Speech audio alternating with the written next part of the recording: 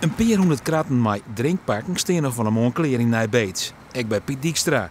Hij is te spreken over de inzamelactie van Ommerin. Het spul moet apart inzamelen worden. Het scheelt in de griezencontainer.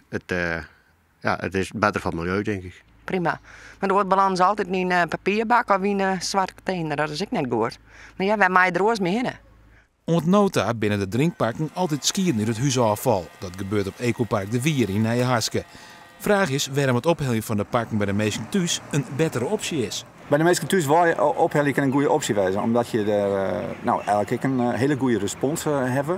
En dat je mogelijk combinaties maakt je kennen met andere afvalstoffen om die in één keer op te hellen. En het hangt er aanstaan vanaf van hoe volle hel je dan op en hoe efficiënt is het in een oren. Maar net alle bewoners hadden nog doen om al haar afval te skiën. Nee, daar heb ik geen belang bij. En dat hoeft ik net, want dan moet de meesten hier een paar stapje om hier een bakje te doen. Maar nee. En komt er later aan meer, dan kunnen we altijd nog wat beschermen.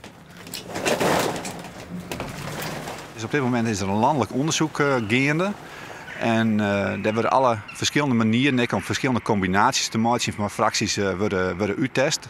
Dat onderzoek dat rent nu en verwacht je daar in januari de resultaten van. De inzamelde drinkpakken worden uiteindelijk vervierd naar Duitsland en daar verwerken het daar pulp.